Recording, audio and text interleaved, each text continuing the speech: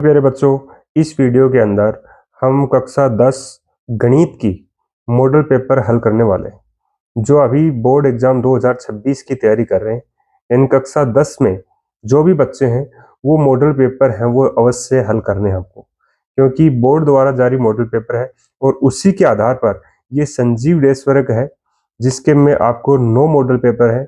9 के 9 model paper में आपको हल करके दिखाऊंगा, जिससे आपको अगर ये मॉडल पेपर समझ में आ जाते हैं, क्योंकि इन्हीं मॉडल पेपर के आधार पर आपका बोर्ड का जो पेपर है वो बनने वाला है।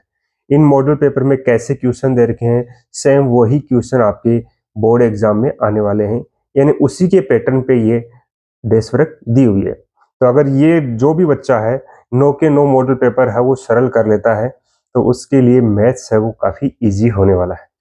तो बिना देरी किए अपनी वीडियो की शुरुआत करते हैं। लेकिन एक बात नोट कर लेना, मैं सब के सब पेपर आपको हल करवाऊंगा इसी चैनल पर, और मेरा वीडियो हर सुबह 7:15 बजे यूट्यूब पर लाइव होता है। तो उस वीडियो में जुड़ना मिस मत कीजिएगा, और मैं आपको कंप्लीट मैथ्स का और साइंस का दोनों के मॉडल पेपर आपको सरल करवाने वाला हूँ। तो देखिए, इसमें आपको क्या क्या करना है वो सब अपने इसमें चर्चा करेंगे। देखो, सबसे पहले completely based on A blueprint and board model paper 2026। देखो, कंप्लीटली ब्लूप्रिंट क्या है? ब्लूप्रिंट जिसको नीलपत्तर बोलते हैं हिंदी के अंदर, ब्लूप्रिंट होता है उसको बोलते हैं नीलपत्तर। यह नीलपत्तर है, इसके आधार पर यह संजीव डेस्क वर्क है वो तैयार की गई है। और इस डेस्क वर्क में आपको साथ में जो भी लिखा हुआ है वो सब मिलने वाला है। प्रोजेक्ट कार्य है वो भी इसमें अंदर आपको मिलने वाला है। प्रोजेक्ट आपको तैयार करना है, किस प्रकार से आप प्रोजेक्ट तैयार करोगे उसके बारे में भी मैं जानकारी देने वाला हूँ। ठीक है, तो आगे देखिए, इसका ब्लूप्रिंट क्या है उसको भी अपन समझते हैं।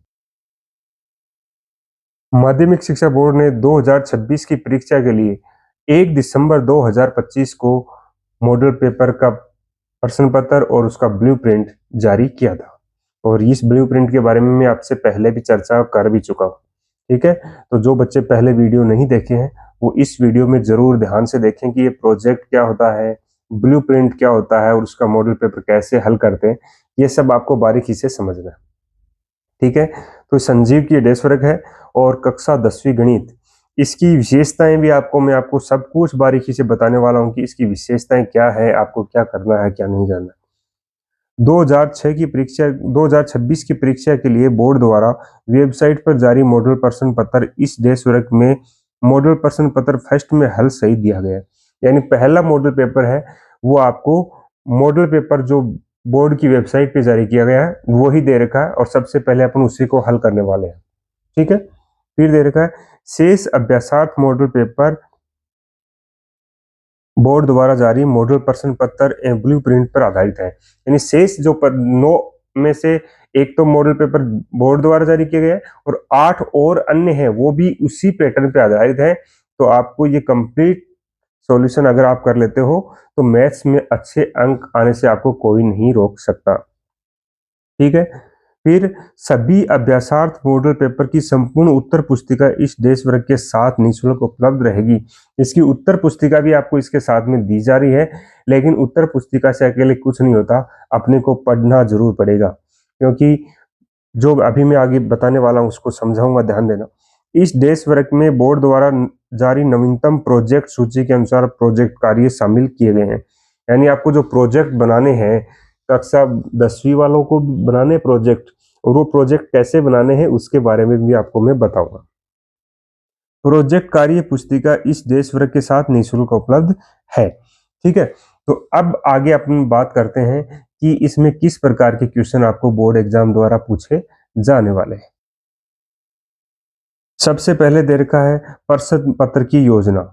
कक्षा 10 विषय गणित, समय है वो आपका पेपर का समय है वो 3 घंटे 15 मिनट का रहेगा, और पूर्णांक है वो 80 अंक का होगा। ठीक है, अब देखो इसका पहला पॉइंट दे रखा उद्देश्य हेतु अंक बार। यानी उद्देश्य आपको देखो ये समझ में आना चाहिए, और इसमें 5 प्रकार के उद्देश्य दे रखे हैं: ज्ञान, अवबोध, ज्ञानोपयोग, कौशल और विश्लेषण। यानी इससे 16 अंक के क्वेश्चन आएंगे आपके ज्ञान से, अवबोध से 24 अंक के क्वेश्चन आएंगे, ज्ञानोपयोग से 25 अंक के क्वेश्चन आएंगे, और कौशल से 8 अंक के, और विश्लेषण से 7 अंक के। इस प्रकार ये 80 नंबर के क्वेश्चन आएंगे, और ये 100%। 100% क्या होगा, जैसे 16 अंक है 80 में से, तो ये 20% हो गए, 24 है तो ये 30% हो गया। ये इसका अंक भार है। ये आपको कुछ कम समझ में आएगा, लेकिन ये जो दूसरा पॉइंट है ये आपको जरूर समझना है।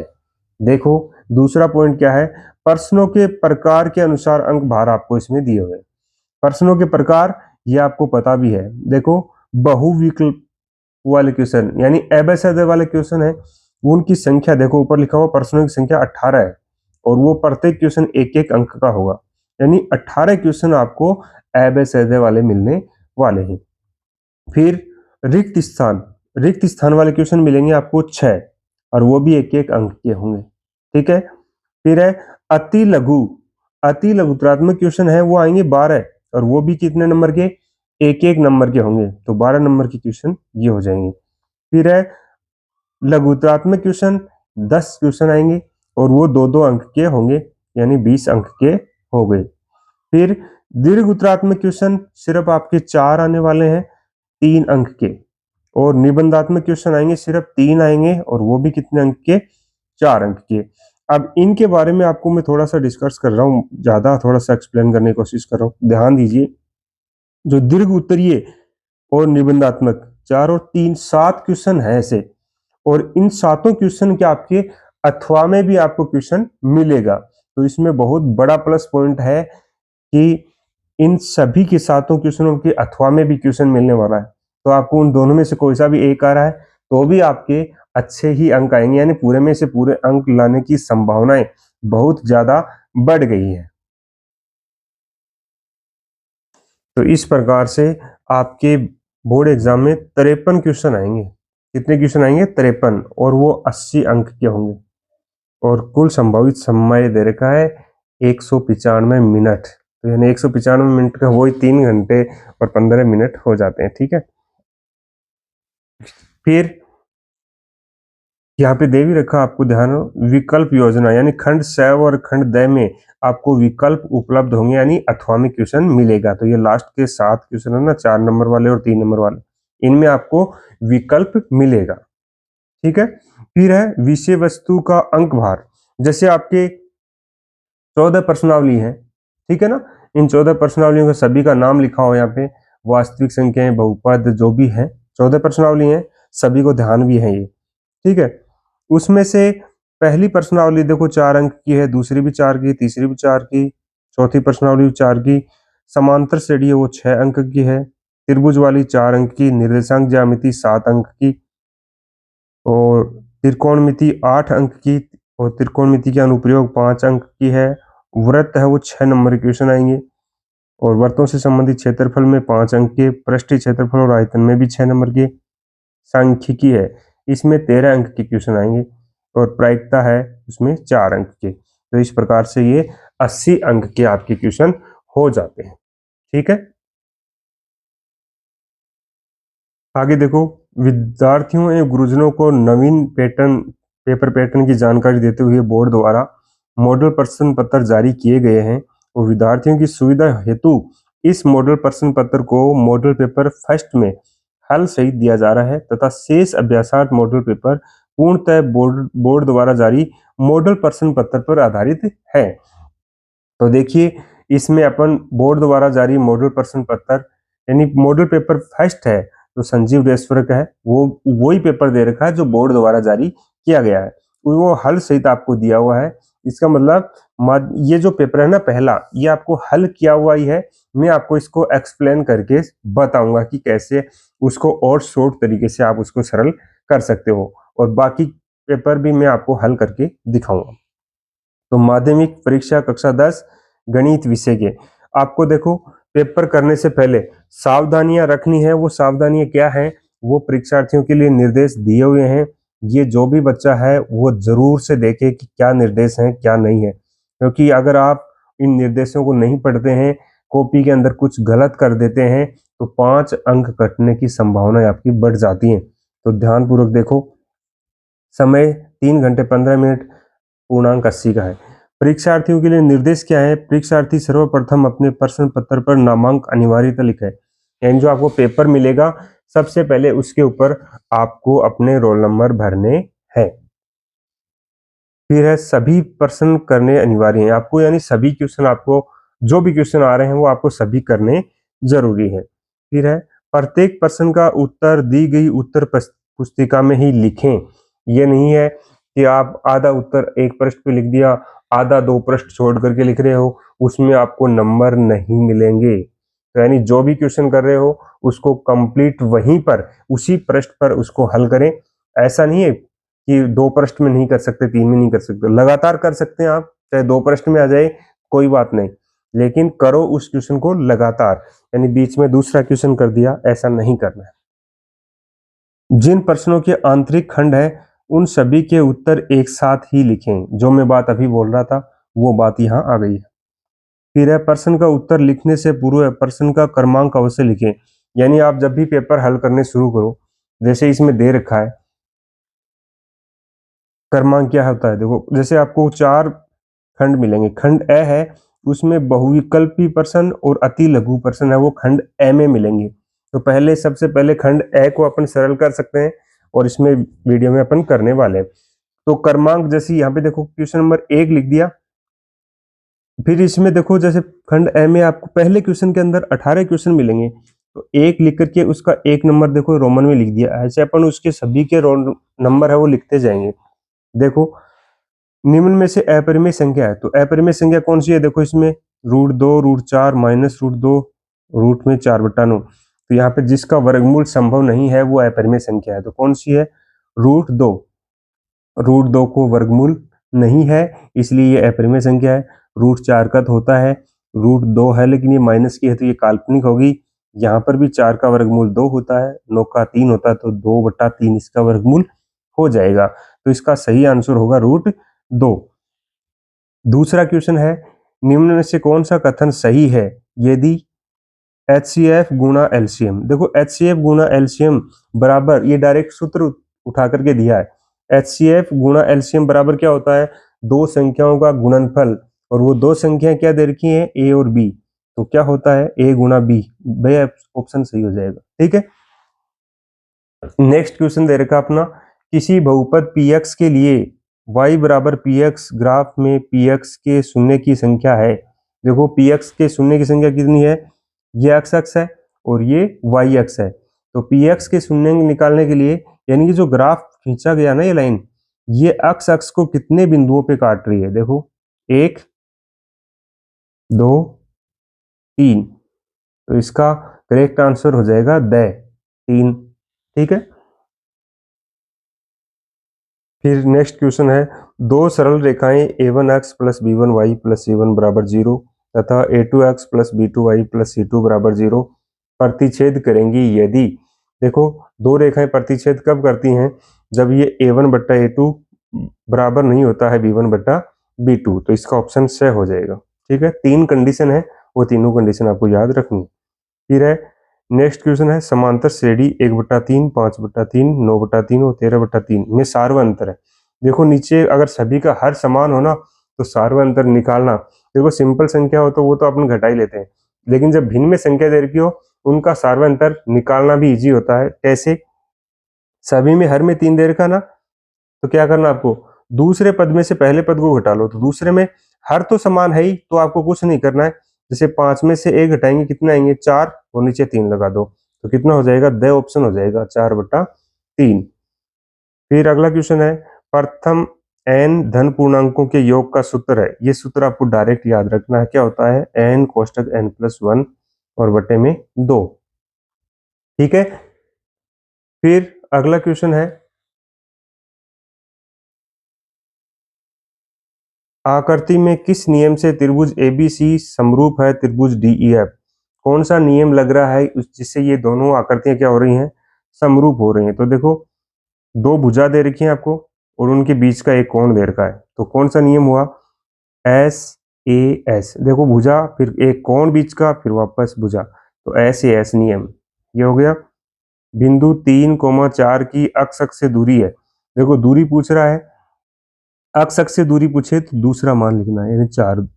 अगर इसमें वाई अक्ष से दूरी पूछता तो पहला मान लिख देते। याद कर लेना, छोटी छोटी सी ट्रिक है ये।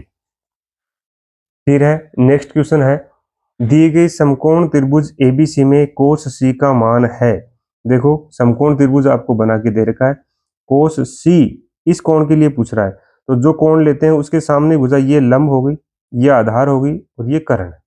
कर्ण तो फिक्स है, लंब और आधार परिवर्तित होते रहते हैं। अगर कोण ये ले रहे हैं तो ये लंब और ये आधार।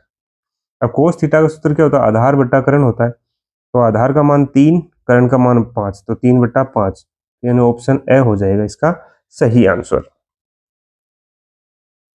फिर है धरती पर एक मीनार ऊर्ध्वाधर खड़ी है, धरती के एक बिंदु से जो मीनार के पाद बिंदु से 15 मीटर दूर है, मीनार के शिखर का उन्नयन कोण 60 डिग्री है, तो मीनार की ऊंचाई क्या होगी। देखो इसमें आपको उन्नयन कोण दे रखा है और आधार दे रखा है, लंब पूछा है, तो लंब बटा आधार टेन थीटा होता है, उसका सूत्र लगाओगे तो इसका 15√3 आंसर आ जाएगा। समकोण त्रिभुज बना लेना, टेन थीटा का सूत्र लगा देना। ठीक है, अगले क्वेश्चन है, वृत्त पर स्थित एक बिंदु से खींचे जाने वाली स्पर्श रेखाओं की संख्या है। देखो एक बिंदु से वृत्त पर सिर्फ एक स्पर्श रेखा खींच सकते हैं। फिर है 5 सेमी त्रिज्या वाले एक वृत्त के बिंदु P पर स्पर्श रेखा PQ केंद्र O से जाने वाली एक रेखा से बिंदु Q पर इस प्रकार मिलती है कि OQ बराबर 12 सेमी, तो PQ की लंबाई, यानी स्पर्श रेखा की लंबाई इसमें पूछ रहा है। सीधी दूरी दे रखी है और त्रिज्या दे रखी है, तो आपको लंब निकालना है। कर्ण में से त्रिज्या को घटा दो, तो कर्ण कितना है 13, 12 ना, 12 का वर्ग 144, 144 में से 5 का वर्ग 25 घटा देंगे तो 119 आ जाएगा और उसका वर्गमूल हो जाएगा, तो ये 119 सेमी वर्गमूल के अंदर ये इसका आंसर हो जाएगा। फिर है कोण थीटा वाले वृत्त के तिर्यक खंड का क्षेत्रफल होता है, तो थीटा कोण वाले तिर्यक खंड का क्षेत्रफल का सूत्र होता है थीटा बटा 360 degree into pi r square. अगर यहाँ चाप की लंबाई पूछे तो ये पहला आ जाएगा थीटा बटा 360 डिग्री गुना 2 पाई आर। फिर है एक ठोस अर्धगोले का संपूर्ण पृष्ठीय क्षेत्रफल ज्ञात करने का सूत्र। ठोस अर्धगोले का संपूर्ण पृष्ठीय क्षेत्रफल निकालने का सूत्र होता है 3 पाई आर स्क्वायर। वह ऑप्शन सही हो जाएगा। फिर है दो घनों जिनमें प्रत्येक का आयतन 27 सेंटीमीटर क्यूब है के संलग्न फलकों को मिलाकर एक ठोस घनाभ बनाया जाता है, तो घनाभ का आयतन क्या होगा। देखो घन का आयतन दे रखा है, तो पहले घन की भुजा निकालेंगे अपन। घन की भुजा निकालेंगे, घन का आयतन का सूत्र होता है भुजा क्यूब बराबर 27, यानी एक क्यूब बराबर 27, तो एक का मान कितना आ जाएगा 3। भुजा कितनी आ जाएगी 27 का घनमूल करेंगे तो 3 आ जाएगा। अब 3 सेंटीमीटर भुजा वाले दो घन पास में रखेंगे तो उनकी लंबाई है वो 6 सेमी हो जाएगी, चौड़ाई और ऊंचाई में कोई परिवर्तन नहीं होगा। तो 6 सेमी तो लंबाई, चौड़ाई 3 सेमी, ऊंचाई भी 3 सेमी, उसका घनाभ बन गया। घनाभ का आयतन क्या होता है लंबाई गुना चौड़ाई गुना ऊंचाई, तो 6 गुना 3 गुना 3, तो गुना करोगे 6 को 3 से गुना करोगे 9, 9 को 3 से गुना करोगे नहीं, 6 को 3 से गुना करोगे तो 18, 18 को 3 से गुना करोगे तो 54 आ जाएगा सेंटीमीटर क्यूब। फिर है कक्षा 10 में गणित परीक्षा में 10 विद्यार्थियों द्वारा प्राप्त अंक निम्नलिखित है। ये जो अंक दे रखे हैं इनमें आपको बहुलक पूछा है, इन आंकड़ों का बहुलक पूछा है। तो सबसे ज्यादा बार कौन आ रहा है, देखो 10 तो 2 बार आ रहा है, 8 है वो 1 बार आ रहा है, 9 है वो 4 बार आ रहा है, तो सबसे ज्यादा बार 9 आ रहा है, तो इसका बहुलक कितना हो जाएगा 9 हो जाएगा। फिर है माध्य, माध्यक और बहुलक में संबंध। माध्य, माध्यक और बहुलक में क्या संबंध होता है, ये मैंने आज ही आपको सुबह भी पढ़ाया था, लेकिन कुछ बच्चों ने देखा है वीडियो, उसको नहीं देखा है। देखो 3 गुणा माध्यक बराबर 2 गुणा माध्य प्लस बहुलक, ये संबंध होता है माध्य, माध्यक और बहुलक में। ठीक है, अब आपको ये जो ऑप्शन दे रखे हैं ना, इनमें एम जेड एक्स बार लिखा हुआ है, तो इसको तो एम लिखते हैं, इसको एक्स बार लिखते हैं, इसको जेड लिखते हैं, यानी माध्य को एम से, माध्य को एक्स बार से, बहुलक को जेड से लिखते हैं। इसमें क्या किया हुआ है, देखो इनमें से कौन सा ऑप्शन सही होगा, ये 3 गुणा माध्यक माइनस 2 गुणा माध्य बराबर बहुलक, ये लिखा हुआ है 3 गुणा माध्य माइनस 2 गुणा माध्य बराबर बहुलक, तो ब ऑप्शन इसका सही हो जाएगा। पक्षांतरण करके कैसे बहुलक, माध्यक और माध्य में संबंध होता है, ये मैंने इस आज सुबह ही पढ़ाया था।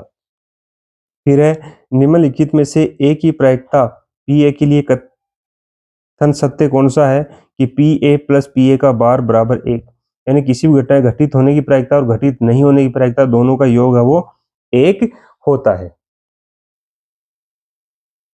फिर है क्वेश्चन नंबर 2, तो रिक्त स्थान वाले आपको 6 क्वेश्चन मिलेंगे दूसरे क्वेश्चन के अंदर।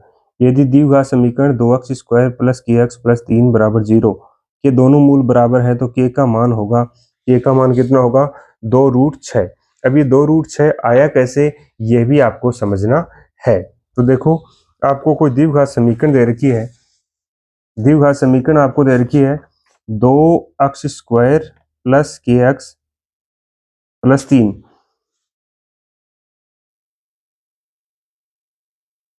तो देखो इस वीडियो में ये दे रखी है आपको द्विघात समीकरण, तो दोनों मूल बराबर कब होते हैं जब बी स्क्वायर माइनस 4ac बराबर 0 होता है।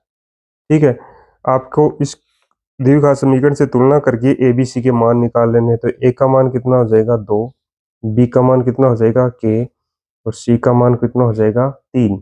इसमें मान रख दो, तो ये के स्क्वायर माइनस 4 गुणा 2 गुणा 3 ये हो गए बराबर क्या है 0। अब देखो के स्क्वायर माइनस 4 को 2 से गुणा करोगे 8, 8 को 3 से गुणा करोगे तो 24 बराबर 0। अब के स्क्वायर बराबर हो जाएगा कितना 24। ठीक है, अब के का मान निकालेंगे तो क्या हो जाएगा वर्गमूल में 24 हो जाएंगे, और 24 का वर्गमूल कितना होता है 24 का पूरा पूरा वर्गमूल तो होता नहीं है, इसके अभाज्य गुणनखंड करने पड़ेंगे आपको। तो कितना 2 का भाग लगाओगे 12 बार जाएगा, फिर 2 का भाग लगाओगे कितनी बार जाएगा 6 बार जाएगा। अब 6 के गुणनखंड कर लो चाहे, लेकिन 2 का एक समूह बन गया ये तो वर्गमूल से बाहर आ जाएगा और वर्गमूल में रह जाएगा 6। तो आपका आंसर ये हो जाएगा 2√6। ठीक है, नेक्स्ट क्वेश्चन दे रखा है समांतर श्रेणी आपको दे रखी है, इसमें सार्व अंतर पूछा है। तो देखो ये पहले भी ऐसा क्वेश्चन आया, इसका सार्व अंतर निकालने के लिए क्या करना है आपको दूसरे पद में से पहला पद घटाना है। लेकिन यहाँ पे दूसरा पद दे रखा देखो कितना 1/12, पहला पद दे रखा 1/15। अगर इनको आप घटाओगे तो डायरेक्ट तो घटेंगे नहीं, इनका एलसीएम लेना पड़ेगा। तो 12 और 15 का एलसीएम निकालोगे तो 60 आएगा। कितना आएगा 60। ये 12 का भाग 60 में लगाओगे 5 बार, 5 का 1 से गुणा करोगे तो 5, माइनस 15 का भाग 60 में 4 बार और 4 का 1 से गुणा करोगे तो 4। तो 5 में से 4 घटाएंगे तो 1 और नीचे आ जाएगा 60। तो यानी ये इसका आंसर आ जाएगा 1/60। ठीक है, नेक्स्ट क्वेश्चन है अपनी सर्वसमीका दे रखी है सेक स्क्वायर थीटा माइनस 1 बराबर क्या होता है टेन स्क्वायर थीटा होता है। डायरेक्ट सर्वसमीका का पक्षांतरण करके बनाया गया है। फिर है सभी त्रिभुज समरूप होते हैं, कौन से समबाहु त्रिभुज हैं वो समरूप होते हैं। फिर है अगला क्वेश्चन वृत्त तथा स्पर्श रेखा के उभयनिष्ठ बिंदु को कहते हैं स्पर्श बिंदु बोलते हैं उसको। ठीक है, एक पासे को एक बार उछालने पर सम अंक आने की प्रायिकता होगी कितनी होगी 1/2, क्योंकि एक पासे को उछालने पर कुल 6 अंक आते हैं और सम संख्या कितनी है 3, तो 3/6, 2 3 से काटोगे तो 1/2 आ जाएगा। ठीक है, नेक्स्ट क्वेश्चन है देखो 3 नंबर क्वेश्चन है, इसमें भी आपको 12 नंबर क्वेश्चन मिलेंगे एक एक अंक के। तो यानी खंड ए में कुल 3 क्वेश्चन है और वो आपको सभी एक एक अंक के ही मिलेंगे। पहला क्वेश्चन है एलसीएम दे रखा दो संख्याओं का और एचसीएफ पूछा है। तो देखो जब भी आपको दो संख्याओं का एलसीएम एचसीएफ ऐसा कुछ भी दे रखा हो तो उनको अपन कैसे सरल करते हैं। तो सिंपल सी बात है ध्यान देने वाली कि आपको दो संख्याओं के गुणनफल बराबर एचसीएफ गुणा एलसीएम में जो सूत्र है वो सूत्र याद होना चाहिए। एचसीएफ निकालना तो दोनों संख्याओं को गुणा करो और उसमें एलसीएम का भाग लगा दो। एलसीएम निकालना तो दोनों संख्याओं का गुणा करो और एचसीएफ का भाग लगा दो। एक दूसरे का ऐसे चलता रहता है। क्यों चलता रहता है, ये भाग में इधर जाएगा तो गुणा में, फिर ये गुणा में यहाँ गया तो इसको अपन भाग में लेकर के आ सकते हैं। सिंपल सी बात है। तो देखो एचसीएफ निकालना है तो दोनों संख्याओं को गुणा कर दिया, दोनों संख्याएं कौन सी है 96 और 404, और उसमें एलसीएम का भाग लगा दिया। एलसीएम अपन को देखा था 9696। फिर इनको काट दिया, देखो 96 से कट गया एक बार, ये एक बार 0 और एक बार 101, 101 का 404 में भाग लगाया तो 4, तो एचसीएफ आ गया 4। ठीक है, फिर 3825 को अभाज्य गुणनखंड के रूप में व्यक्त करना है। तो यानी 3825 के अभाज्य गुणनखंड आपको करने हैं। अब आपको अभाज्य गुणनखंड ऐसे बड़े बड़े इस प्रकार से करके दिखाने की जरूरत नहीं है। अभाज्य गुणनखंड आप ऐसे सिंपल तरीके से कर सकते हो। जैसे आपको इस सवाल दे रखा है 3825, तो इसमें आपको पता है 2 का भाग तो नहीं जाएगा। क्यों नहीं जाएगा? क्योंकि इकाइकांक 5 आ रहा है। तो 3 का भाग लगाएंगे 1 बार, 8 में 2 बार, फिर 2 बच गए, 22 में 7 बार, 1 बच गया, 15 में 5 बार, फिर 3 का भाग लगाएंगे 12 में जाएगा 4 बार, कोई शेषफल नहीं बचेगा। 7 में जाएगा 2 बार, एक शेषफल बचेगा, एक के आगे 5 उतारेंगे, 15 में 5 बार। फिर अब 3 का भाग भी नहीं जाएगा इसमें, तो किसका जाएगा? 5 का। 42 में जाएगा 8 बार, 2 बच गए, 25 में 5 बार। फिर 5 का भाग लगाएंगे 8 में 1 बार, 3 बच गए, 35 में 7 बार, और 17 में 17 का भाग जाएगा 1 बार। तो इसके अभाज्य गुणनखंड हो गए 3 गुणा 3 गुणा 5 गुणा 5 गुणा 17। ये इसका आंसर हो गया। न कि आपको ऐसे करके दिखाना है जो ये बुक में ये दे रखा है, इतना बड़ा करके दिखाने की कोई जरूरत नहीं है। ठीक है, अगला है एक द्विघात बहुपद ज्ञात कीजिए जिसके शून्यंकों का योग और गुणनफल क्रमशः आपको दिया हुआ है। अब इस सवाल को भी आप इस तरीके से कर सकते हो, या फिर आपको इसका शॉर्ट रूप भी मैं आपको बता देता हूँ। देखो, जब भी आप शून्यंकों का योग तो दे रखा है, योग दे रखा है -3 और गुणनफल दे रखा है 2, तो द्विघात बहुपद निकालने का सूत्र होता है k अक्ष स्क्वायर माइनस शून्यंकों का योग, यहाँ लिखना है शून्यंकों का योग कोष्टक के बाहर अक्ष प्लस शून्यंकों का गुणनफल। ठीक है, इसमें मान रख दो, माइनस और माइनस का ये है तो ये हो जाएगा +3 अक्ष प्लस 2। यहाँ पर k क्या है? अचर पद है, ये लिख देंगे कि k अचर पद है। बाकी क्या बच गया? अक्ष स्क्वायर प्लस 3 अक्ष प्लस 2। ये क्या हो जाएगा? द्विघात बहुपद। कितना हो गया? अक्ष स्क्वायर प्लस 3 अक्ष प्लस 2। और यही आपके इसमें बुक में दे रखा, देखो, अक्ष स्क्वायर प्लस 3 अक्ष प्लस 2। तो आपको बहुत छोटे रूप में मैं सवाल सरल करके सिखाने वाला हूँ। ठीक है, नेक्स्ट क्वेश्चन अपना दे रखा है, इसमें 2 रेखाएं निम्न समीकरण दे रखी हैं, ये क्या निरूपित करती हैं? क्या ये दोनों एक दूसरे को काटती हैं? ये पूछ रहा है, क्या ये दोनों एक दूसरे को काटती हैं? तो क्या करना आपको, इन समीकरणों को सबसे पहले जो दे रखी है 2x प्लस 4y बराबर में 4 दे रखा है, इसका अपन इस तरफ पक्षांतर कर लिया, बराबर 0 लिख लिया। ऐसा ही दूसरे समीकरण में करेंगे, 2x प्लस 4y माइनस के 12 बराबर 0 लिख लिया। अब देखो, आपको जो समीकरण है उनसे तुलना करके a1 a2 के मान निकाल। देखो, a1 a2 के मान 2 2, b1 b2 के मान भी कितने हैं? 4 4, c1 c2 के मान कितने हैं? c1 का -4, c2 का -12। इनका अनुपात निकाल लिया। देखो, यहाँ 1 आ गया, 2 में से 2 का भाग। b1 b2 का अनुपात भी कितना आ गया? 4 में 4 का भाग लगाया, 1 आ गया। c1 बट्टा c2 का अनुपात कितना आ गया? माइनस से माइनस कट गया, 4 से कट गया, तो 1/3 आ गया। तो इसका मतलब क्या हुआ? a1 बट्टा a2 बराबर है किसके? b1 बट्टा b2, क्योंकि दोनों में 1 आया तो दोनों मान बराबर हो गए। लेकिन तीसरा मान बराबर नहीं है, तो इसको बराबर के चिन्ह को काट दिया। और ऐसी कंडीशन बनती है तो ये रेखाएं समांतर होती हैं, यानी वो एक दूसरे को काटती नहीं है, यानी प्रतिच्छेद नहीं करती हैं। ठीक है, नेक्स्ट क्वेश्चन दे रखा है, एपी दे रखी है 21 18 15, कौन सा पद शून्य है? एक आपको एपी दे रखी है, इसका क्या करना है? पहला पद a बराबर 21 लिख दिया, b बराबर कितना आ जाएगा? दूसरे पद में से पहला घटा देंगे, तो यानी 18 में से 21 घटाएंगे तो -3 है। अब इसमें पूछा कौन सा पद शून्य है, तो इसका लिख देंगे nवा पद शून्य है। ये tn का सूत्र लगा देंगे, तो क्या होता है? tn बराबर a plus n minus 1 into D. तो an की जगह तो 0 रख दिया, बराबर a की जगह 21 प्लस n माइनस 1 और d की जगह -3। सरल कर लिया, 3n बराबर 24, तो n बराबर आ गया 8। 3 का भाग 24 में लगाएंगे 8, यानी समांतर श्रेणी का 8वां पद शून्य।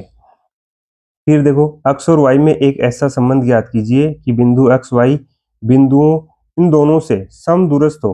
तो देखो, जैसे इसको बिंदु P मान लिया, इन दोनों को A और B मान लिया, यहाँ लिख दिया। देखो, अब क्या दे रखा है? ये समदूरस्थ दे रखा है, इसका मतलब क्या है? P की A से दूरी और P की B से दूरी दोनों बराबर होंगी, तो इनके दोनों के बीच की दूरी का निकाल लिया। P की A से दूरी निकालो, देखो कितनी आएगी? 3 - x का whole square plus 6 minus y का होल स्क्वायर। ऐसे ही बराबर में ये होगी, देखो -3 माइनस एक्स का whole square plus 4 minus y का होल स्क्वायर, दोनों का वर्गमूल है। इसका वर्गमूल का चिन्ह हटाने से पहले इसको सरल कर लेंगे, यानी इसमें चारों में a माइनस बी का होल स्क्वायर की सरल समीकरण लगा देंगे, इनको सरल कर लेंगे तो ये आ गया। फिर क्या करना, दोनों पक्षों का वर्ग करेंगे तो वर्गमूल का चिन्ह है वो हट जाएगा। फिर देखो एक्स स्क्वायर से एक्स स्क्वायर कट जाएगा, वाई स्क्वायर से वाई स्क्वायर कट जाएगा, और बाकी सबका एक तरफ पक्षांतरण करेंगे तो ये आ जाएगी समीकरण। अब क्या कर दिया, इसमें -4 का भाग लगा दिया। -4 का भाग क्यों लगाया, क्योंकि पहला पद है, कभी माइनस का अपन को रखना ही नहीं है, इसलिए माइनस का लगा दिया, नहीं आपको माइनस का नहीं लगाना था, ठीक है। तो -4 का भाग लगा दिया, 3x प्लस वाई -5 बराबर 0। ये आ गया x और y में संबंध। नेक्स्ट क्वेश्चन अपना, यदि 8 कोट थीटा बराबर 7 हो तो ये मान दे रखा है 1 प्लस साइन थीटा, दूसरे कोष्टक में 1 माइनस साइन थीटा बटा 1 प्लस कोस थीटा और 1 माइनस कोस थीटा का मान ज्ञात कीजिए। तो देखो 8 कोट थीटा बराबर 7 है, तो यहाँ से कोट थीटा का मान है वो कितना आ जाएगा, कोट थीटा का मान आ जाएगा आपका 8 गुणा में है, ये इधर आ जाएगा भाग में, तो कोट थीटा बराबर आ गया 7/8। अब देखो इसको सरल कर लेते हैं सर्व समीकरण के द्वारा। a प्लस बी और a माइनस बी बराबर क्या होता है, a square minus b square, तो यानी 1 माइनस साइन स्क्वायर थीटा। ऐसे ही नीचे भी a प्लस बी और a माइनस बी की सर्व समीकरण लग गई, तो a square minus b square, यानी 1 का स्क्वायर 1 कोस स्क्वायर थीटा हो गया।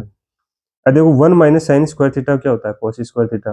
1 माइनस कोस स्क्वायर थीटा बराबर साइन स्क्वायर थीटा, और कोस बटा साइन क्या होता है, कोट स्क्वायर थीटा, और कोट थीटा का मान अपन को ऊपर दे रखा है 7/8, तो इसका वर्ग कर दिया, 7 का वर्ग 49, 8 का वर्ग 64, ये इसका आंसर हो गया। नेक्स्ट क्वेश्चन है, यदि एक बिंदु P से O केंद्र वाले किसी वृत्त पर PA और PB स्पर्श रेखाएं 80 डिग्री के कोण पे झुकी है। देखो P बिंदु से PA और PB स्पर्श रेखाएं खींच रखी हैं और इनके बीच का ये पूरा कोण है वो 80 डिग्री का है, ठीक है। अब आपको पता है कि A बिंदु पे 90 डिग्री का कोण बन रहा है, B बिंदु पे 90 डिग्री का कोण बन रहा है। पता है किसी को कि स्पर्श रेखा और त्रिज्या हमेशा लंबवत होती है, तो ये कोण हमेशा 90 डिग्री के बनते हैं। अब देखो PAOB ये पूरा एक चतुर्भुज बन गया, तो ये कोण 90, ये 90, ये 80 है, तो ये कितना बन जाएगा, कितना बचेगा, चतुर्भुज के चारों कोणों का योग 360 होता है, तो 100 डिग्री बच जाएगा। ये कितना जाएगा, 100 डिग्री। या आप ऐसे भी लिख सकते हो कि जब चतुर्भुज के सम्मुख कोणों का योग 180, देखिए 180 में से 80 घटा दिए 100 आ गया, ठीक है। अब क्या करना अपन को, ये कोण निकालना इतना सा POA, ये कोण आधा ही निकालना है, ये नहीं निकालना। इन दोनों त्रिभुजों को समरूप सिद्ध कर देंगे। कैसे सिद्ध कर देंगे, क्योंकि एक तो OA बराबर OB, स्पर्श रेखाएं बराबर हैं, OP उभयनिष्ठ है, तो ये दोनों त्रिभुज समरूप हो गए, और समरूप त्रिभुजों में संगत कोण क्या होते हैं, बराबर होते हैं, तो ये कोण के बराबर हो जाएगा। अगर ये दोनों बराबर हैं तो इस कोण की जगह दूसरा कोण है, इसकी जगह भी POA लिख देंगे, और इन दोनों का योग बराबर 100 है ही, तो POA का मान कितना आ जाएगा, 50 डिग्री आ जाएगा। कितना आ जाएगा, 50 डिग्री। वो कैसे आएगा 50 डिग्री, देखो मैं अभी आपको बता रहा था, OP बराबर OB उभयनिष्ठ भुजा, OA त्रिज्यें हैं, इसलिए RHS नियम से दोनों त्रिभुज समरूप हो गए, ये दोनों बराबर हैं, तो यानी AOB कोण है वो इन दोनों का क्या हो गया, आधा हो गया, तो 50 डिग्री आ गया, ठीक है। नेक्स्ट क्वेश्चन अपना, त्रिज्या 27 सेंटीमीटर वाले वृत्त का एक चाप केंद्र पर 60 डिग्री का कोण अंतरित करता है, तो चाप की लंबाई ज्ञात कीजिए। देखो आपको त्रिज्या दे रखी है 21 सेंटीमीटर, केंद्रीय कोण दे रखा 60 डिग्री, चाप की लंबाई पूछी है, तो इसका सूत्र होता है थीटा बटा 360 डिग्री गुना 2πr। थीटा का मान 60 डिग्री रख देंगे, नीचे 360 ऐसा कैसा जाएगा, गुना 2 गुना पाई की जगह 22/7 और आर की जगह 21। इनको अपन देखो काट देते हैं, 7 से काटेंगे तो ये 3 बार कट जाएगा। देखो ये 0 से 0 कट जाएगा, और 3 से काटेंगे तो 3 एक बार, और 36 कट जाएगा 12 बार।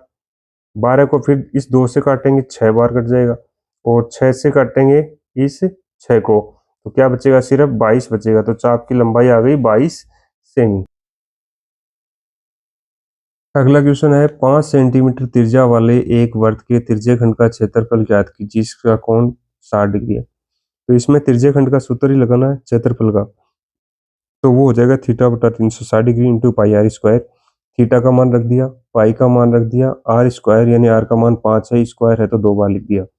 इसको सरल कर लिया, देखो 0 से 0 कट गया, 6 से कट गया, ये 6 बार, फिर और कोई कट नहीं रहा तो इनको गुणा करके भाग लगा दिया तो 13 पॉइंट कुछ आ गया। फिर है यदि निम्न आंकड़ों का बहुलक 7 हो तो के का मान ज्ञात कीजिए। देखो बहुलक आपको 7 दे रखा है, के का मान पूछा है ना, तो के का मान पूछा है, इसका मतलब देखो यहाँ देखना, देखो 6 है वो 3 बार आ रहा है, 1 2 3, और 7 भी कितनी बार आ रहा है, 1 2 3, लेकिन इसमें बहुलक 7 दे रखा है, इसका मतलब बहुलक 7 है वो 4 बार आना चाहिए। यहाँ लिखा हुआ था, यहाँ 7 है वो सर्वाधिक 4 बार आना चाहिए, नहीं तो 6 ही हो जाता बहुलक। तो 7 4 बार आना चाहिए, तो इसका मतलब ये 2 के प्लस 1 है, इस ये किसके बराबर होगा, 7 के बराबर होगा, क्योंकि बहुलक दे रखा है उसके बराबर लिख दिया। तो 2 के प्लस 1 बराबर 7। अब यहाँ से के का मान निकालेंगे, तो 1 को 7 में से घटा देंगे तो 6। अब के का मान निकालेंगे, 2 का 6 में भाग लगा देंगे तो 3, तो के का मान कितना आ जाएगा, 3। यानी यहाँ पर भी फिर 7 हो जाएगा। देखो 3 गुणा 2 6 और 1 7 हो जाएगा। ठीक है, अगला क्वेश्चन है 1 नंबर का क्वेश्चन है, आंकड़ों का माध्य ज्ञात करना है। आपको प्राप्तांक और विद्यार्थियों की संख्या दे रखी हो तो क्या करना है उसकी, देखो इस प्रकार से खड़े कॉलम बना लेंगे अपन, प्राप्तांक लिख लिए, विद्यार्थियों की संख्या लिख दी। फिर क्या, एक कॉलम बनाना अपन को सी एफ बनानी है। अब सी एफ निकालना कैसे है, 6 का 6 आ जाएगा, 20 में 6 जोड़ देंगे 26, 28 में 26 जोड़ेंगे 54, ऐसे जोड़ते चलेंगे तो ये 100 आ गया। कितना आ गया, 100। अब देखो इसमें आपको माध्य एक अलग तरीके से निकाल के दिखाया गया है, मैं आपको थोड़ा और इससे शॉर्ट ट्रिक बताता हूं कि कैसे आप माध्य ज्ञात कर सकते हैं। ठीक है, वो कैसे है देखना, जैसे यहाँ पे n का मान 100 आया ना, तो अपन क्या करेंगे, n बट्टा 2 निकालेंगे, तो यानी 100 बट्टा 2 बराबर क्या आ जाएगा, 50। तो 50 से ठीक बड़ी संचयी बारंबारता देखनी है आपको, 50 से ठीक बड़ी संचयी बारंबारता, देखो 50 से ठीक बड़ी 54 है, और 54 के सामने का ये जो प्राप्तांक है वो क्या कहलाएगा, माध्यक कहलाएगा। देखो माध्यक बराबर 28, तो यानी यहाँ पे आपको n बटा 2, n बटा 2 प्लस 1 इनका औसत निकालने की जरूरत नहीं है। ठीक है, ये तो हो गया अपना खंड ए, और खंड ए है वो आपके 36 नंबर का हो गया। ठीक है, 36 नंबर के आप खंड ए में क्वेश्चन सरल करने वाले। आगे अपन सरल करेंगे खंड ब, जिसमें लघुत्रात्मक क्वेश्चन आएंगे, और वो 10 क्वेश्चन होंगे खंड ब के अंदर, 2-2 अंक के। ठीक है, तो देखो इनको सरल कैसे करते हैं। द्विघात बहुपद दे रखा है, उसके शून्यंक निकालने, फिर शून्यंकों तथा गुणा के बीच संबंध की सत्यता की जांच करनी है। आपको द्विघात बहुपद दे रखा है, यानी 7 अक्ष के टुकड़े करेंगे तो क्या आएंगे, 5 और 2 होंगे, तो आप इसके गुणनखंड कर लोगे, ये 2 आ जाएंगे, अक्ष प्लस 2 अक्ष प्लस 5। अब यहाँ से शून्य निकालने के लिए इनको 0 के बराबर रख दिया, तो अक्ष का मान कितना आ जाएगा, 2 इधर जाएगा तो माइनस का, 5 इधर जाएगा तो भी ये भी माइनस का, तो अक्ष का मान -2 और -5 आ गए। फिर आपको क्या निकालना है, ये तो 2 शून्यंक हो गए, अब शून्यंकों का योग निकालोगे तो इन दोनों को जोड़ोगे, -2 और -5 जोड़ोगे कितना आएगा, -7। गुणनफल निकालो शून्यंक को, -5 को -2 से गुणा करोगे तो 10। अब सत्यता जांच करने के लिए जो सूत्र होता है ना, उसमें रख दो, शून्यंकों के योग का सूत्र क्या होता है, -b बटा a, तो माइनस लगा दिया, b का मान 7 7 लिख दिया, a का मान कितना है 1, तो -7 बटा 1, यानी यहाँ से भी -7 आ रहा है, यहाँ भी कितना आ रहा है, -7। ऐसे ही गुणनफल में करेंगे, c का मान, गुणनफल का सूत्र क्या होता है, c बटा a, c का मान 10 और a का मान 1, 10 बटा 1, यहाँ से भी 10, ये भी 10। तो यह क्या हो गया, शून्यंकों के योग तथा गुणनफल के मध्य संबंध सत्य हो गया। नेक्स्ट क्वेश्चन है, 2 अंकों की एक संख्या और उसके अंकों को पलटने पर बनी संख्या का योग 66 है, यदि संख्या के अंकों का अंतर 2 है तो संख्या ज्ञात कीजिए और ऐसी संख्या कितनी है। देखो आप इसमें अलग अलग आंसर आएगा आपका, जैसे दहाई और इकाई के अंक अपन ने माने, ऐसे जैसे यहाँ पे क्या माना है, देखो माना संख्या का दहाई और इकाई अंक क्रम से, दहाई का अंक x माना, इकाई का अंक y माना है। अगर आप उल्टा मान लोगे तो यहाँ पर भी उल्टा लिखना है। तो प्रथम संख्या क्या हो गई, 2 अंकों की संख्या ऐसे लिखी जाती है, इकाई का अंक पहले लिखा जाता है प्लस 10 लगा करके उसके साथ में दहाई का अंक लिखा जाता है। ठीक है, तो ये लिख दिया 10x प्लस वाई। अंकों को पलटने पर जो संख्या बनेगी वो क्या बनेगी, अक्स को y की जगह, y को अक्स की जगह, तो ये संख्या बन गई। अब क्या दे रखा सवाल में, इनको योग कितना 66 है। पहली संख्या थी पलटने पे बनी संख्या, इन दोनों का जोड़ोगे तो बराबर 66 होगी। इन जोड़ो, देखो 10x और 1x 11x, 10y और 1y 11y, तो 11 कॉमन ले लिया, x प्लस वाई बराबर 66, 11 को 66 के भाग में भेज दिया तो x प्लस वाई बराबर 6 हो गया। अब क्या दे रखा, अंकों का अंतर 2 है। अब अपन को ये तो पता नहीं कि दहाई का अंक बड़ा है या इकाई का अंक बड़ा है, या तो x माइनस वाई बराबर 2 हो सकता है या y माइनस एक्स बराबर 2 हो सकता है। तो ये जो भी होगा समीकरण को अपन यहाँ से सरल करेंगे ना, एक तो ये समीकरण है और एक ये समीकरण है, तो यहाँ से आपको दो मान आएंगे, या तो x का मान 4 और y का मान 2 आ जाएगा, तो संख्या 42 हो सकती है। या दूसरे समीकरण से सरल करोगे तो संख्या आपकी 24 हो सकती है, क्योंकि x का मान 2 आएगा और y का मान 4 आएगा। तो आपकी ऐसी दो संख्या हो सकती हैं 42 और 24। अब इसको सरल कैसे किया, आप प्रतिस्थापन विधि से करो या विलोपन विधि से करो, कोई सी भी विधि आप अपना सकते हैं। फिर है क्वेश्चन नंबर 6, वह एपी निर्धारित कीजिए जिसका तीसरा पद और सातवां पद, तीसरा पद तो 5 है, सातवां पद 9 है। ठीक है, तो समांतर श्रेणी का तीसरा पद कैसे लिखते हैं, a प्लस 2d बराबर 5, सातवां पद लिखेंगे a प्लस 6d बराबर 9, यानी d का मान एक कम हो जाता है जो भी पद होता है उसे। अब क्या करेंगे, समीकरण 2, इसको 1 और 2 दे दिया, समीकरण 2 में से 1 घटा लिया, तो 4d बराबर 4, तो d बराबर 1 आ गया। अब d का मान कोई सी भी एक समीकरण में रखेंगे तो a का मान आ जाएगा और उससे अपनी समांतर श्रेणी बन जाएगी। कैसे बनेगी, पहले a का मान रखेंगे 3 और उसमें d का मान कितना है 1, तो 1 जोड़ के 3 4 पद लिख दो, जैसे 3 में 1 जोड़ा 4, 4 में 1 जोड़ा 5, 5 में 1 जोड़ा तो 6, ये बन गई अपनी समांतर श्रेणी।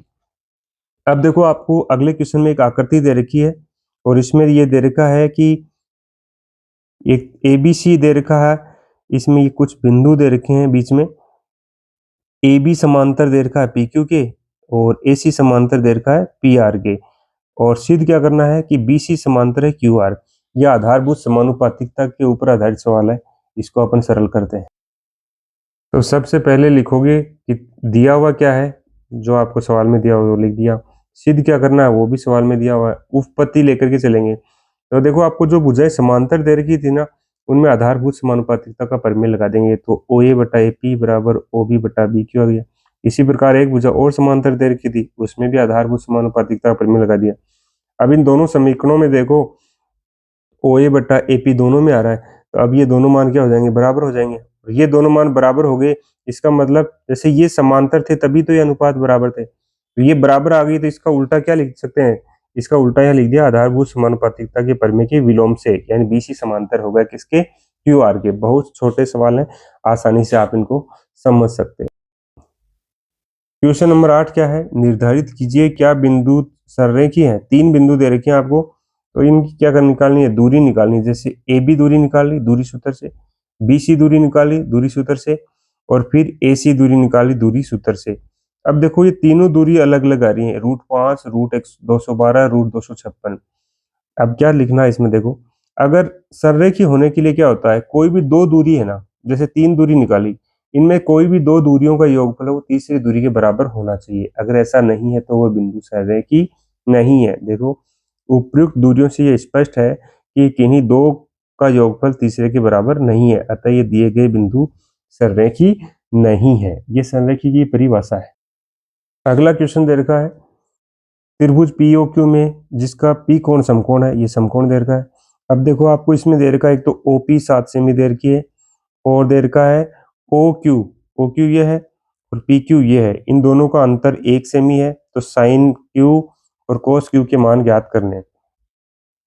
तो देखो इनका अंतर दे रखा ना, यहाँ से OQ का मान निकालिए, तो OQ बराबर कितना हो जाएगा, PQ है वो एक की तरफ चला गया, देखो OQ बराबर हो गया 1 प्लस PQ।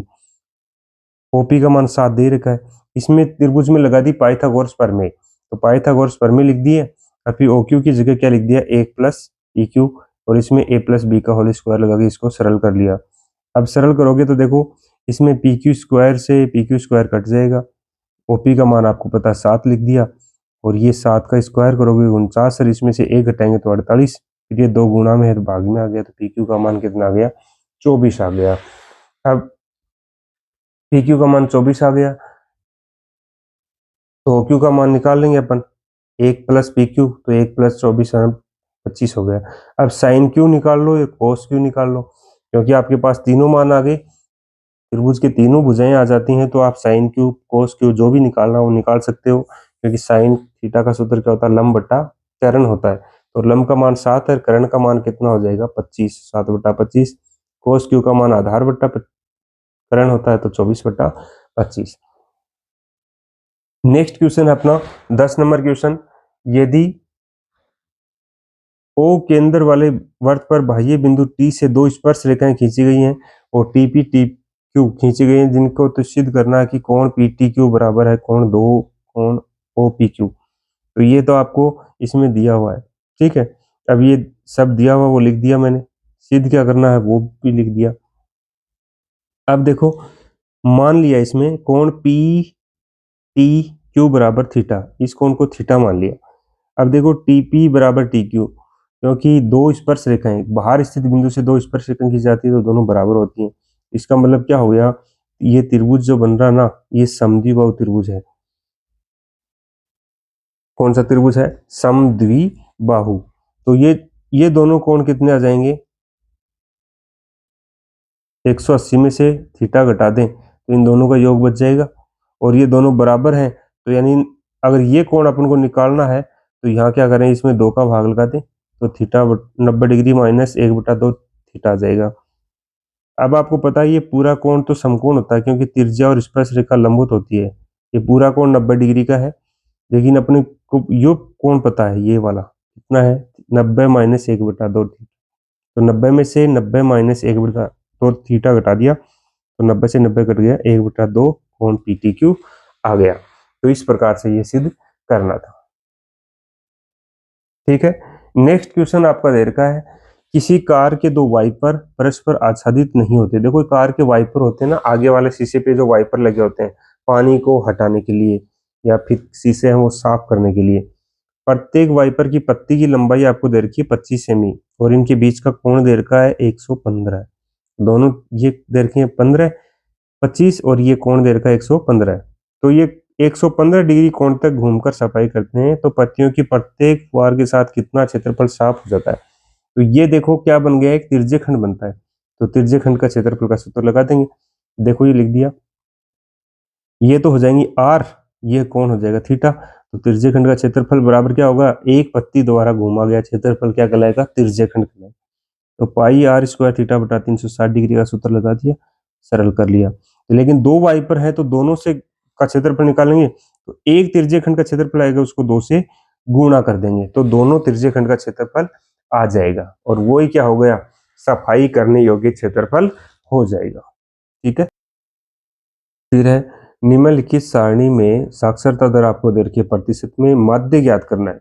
देखो ये सवाल आपको ऐसे दिया हुआ मिलेगा, उसको अपन ऐसे खड़ी लाइनों में लिख लेंगे, जैसे साक्षरता दर लिख ली, नगरों की संख्या निकली, अपने वर्ग चिन्ह निकाल लिया। वर्ग चिन्ह कैसे निकलता है, इनके बीच की संख्या, जैसे 45 और 55 के बीच में 10 का अंतर है, 10 का आधा करेंगे तो कितना होगा 5, और वो 5 इस सभी निम्न सीमाओं में जोड़ दो, तो 45 में 5 जोड़ दिए 50, 55 में 5 जोड़ दिए 60, ऐसे सब में 5 जोड़ते जाओगे तो ये मान आ गया। फिर आप u का मान निकाल ले x माइनस ए बटा एच। अब a क्या होता है, ये जो वर्ग चिन्ह होता है इसमें बीच का पद, जैसे 70 को a मान लिया मैंने। h क्या है, इनके बीच का अंतर कितना है 10 का, तो h का मान 10 हो गया। तो देखो यहाँ लिख भी दिया, कल्पित माध्य a मान लिया 70, h का मान कितना है 10 है। तो u कैसे निकलता है, x, ये जो x है इसमें से a को घटाना है और 10 का भाग लगाना है, यानी यहाँ जो भी पद दे रखे हैं उनमें सभी में से 70 को घटाओगे, 10 का भाग लगाओगे, तो 50 में से 70 घटाएंगे तो माइनस के 20 बचेंगे, माइनस 20 में 10 का भाग लगाएंगे -2, फिर ऐसे 60 में से 70 घटाएंगे -10 और 10 का भाग लगाओगे -1, फिर 70 में 70 घटाएंगे 0, 0 में किसी का भी भाग लगाओ 0 आता है, 80 में से 70 घटाएंगे तो 10 और 10 का भाग लगा देंगे, ऐसे 90 में से 70 घटाएंगे तो 20, 20 में 10 का भाग लगाओगे तो 2। फिर एफ यू का कॉलम बनाना है, यानी एफ और यू का गुणा करना है। 3 का -2 से गुणा करोगे -6, 10 का -1 से गुणा करोगे -10, 11 का 0 से गुणा करोगे 0, 8 का 1 से गुणा करोगे 8, 3 का 2 से गुणा करोगे तो 6, तो माइनस के तो कितने हो गए 16, प्लस के हो गए 14, तो कितना आ गया सिग्मा एफ यू का मान -2। कैसे, -16 में से 14 घटा दिए, ऐसे सिग्मा एफ का योग कर लिया 35 हो गया, सूत्र में मान रख दिया यू, तो ये आपका आ गया माध्य आ गया। ठीक है, कल्पित माध्य भी निकाल सकते हैं अपन, इसको पग विचलन विधि से सवाल को सरल किया गया है। नेक्स्ट क्वेश्चन है 13 नंबर, 52 पत्तों की अच्छी फेंटी गई एक गड्डी में से एक पत्ता निकाला जाता है, निम्नलिखित को प्राप्त करने की प्रायिकता ज्ञात कीजिए। देखो, ताश की गड्डी में 52 पत्ते होते हैं, तो लाल रंग के बादशाह, लाल रंग का बादशाह पूछा है, तो लाल रंग के बादशाह होते हैं कितने? 2, क्योंकि प्रत्येक रंग के 13 13 पत्ते होते हैं। पान का बादशाह और ईंट का बादशाह 2 पत्ते होते हैं, तो लाल रंग का बादशाह प्राप्त करने की प्रायिकता का सूत्र क्या होता है? अनुकूल स्थिति बटा कुल स्थिति। तो अनुकूल है 2, कुल है 52, 2 से काट दिया 1/26। फिर है हुक्म का पत्ता आने की प्रायिकता, तो हुक्म के पत्ते कितने होते हैं? 13 होते हैं बेटा, तो हुक्म का पत्ता आने की प्रायिकता कितनी हो जाएगी? 13/52, 13 से कट जाएगा 1/4 आ जाएगा। फिर है लाल रंग की तस्वीर वाला पत्ता आने की प्रायिकता, तो लाल रंग के तस्वीर वाले पत्ते कितने होते हैं? लाल रंग के तस्वीर वाले पत्ते होते हैं 6। कौन कौन से? 2 गुलाम, 2 बेगम और 2 बादशाह। तो लाल रंग का तस्वीर वाला पत्ता आने की प्रायिकता क्या होगी बेटा? 6/52। अब ये 2 से कट जाएगा, कट जाएगा तो कितना आ जाएगा? 2 से कटेगा तो ये आ गया 3/26। ठीक है, फिर है अगला क्वेश्चन है एक तस्वीर वाला पत्ता, तो तस्वीर वाले पत्ते कितने होते हैं? फेस कार्ड जिनको बोलते हैं, 12 होते हैं, 4 गुलाम, 4 बेगम और 4 बादशाह। तो तस्वीर वाला पत्ता आने की प्रायिकता कितनी हो जाएगी? 12/52। कुल हमेशा नीचे लिखना है। अब ये कट जाएगा 4 से 3 बार और ये कट जाएगा 13 बार, तो तस्वीर वाला पत्ता आने की प्रायिकता होगी 3/13। ठीक है, ये अपना खंड ए और खंड ब पूरा हो गया, यानी अपन 56 नंबर के क्वेश्चन है वो सरल कर चुके हैं। अब आगे है वो खंड स और खंड द, 2 बचे हैं, जिस खंड स के अंदर 4 क्वेश्चन है और खंड द के अंदर 3 क्वेश्चन है। ये बड़े बड़े क्वेश्चन है, तो इनको क्वेश्चन को सरल करने में काफी टाइम और लगेगा, तो इससे वीडियो अपना काफी लंबा हो जाएगा। अगर आप सभी समझ पाओ तो मैं आपको क्या करता हूँ, खंड स और खंड द है वो दूसरे वीडियो में कवर करवा देता हूँ। तो अपन यहाँ अभी तक खंड ए और खंड ब पढ़ लिया है, जो उसमें क्वेश्चन 56 नंबर के क्वेश्चन है वो कवर हो चुके हैं। अब अगले वीडियो में मैं आपको खंड स और खंड द है वो करवा दूंगा। ठीक है, तो मिलते हैं नेक्स्ट वीडियो में, और ऐसे ही अपने वीडियो के अंदर सभी देखिए, और सबके सब मॉडल पेपर में आपको सरल करवाने वाला। ठीक है, मिलते हैं तो नेक्स्ट वीडियो में। धन्यवाद, जय हिंद, जय भारत।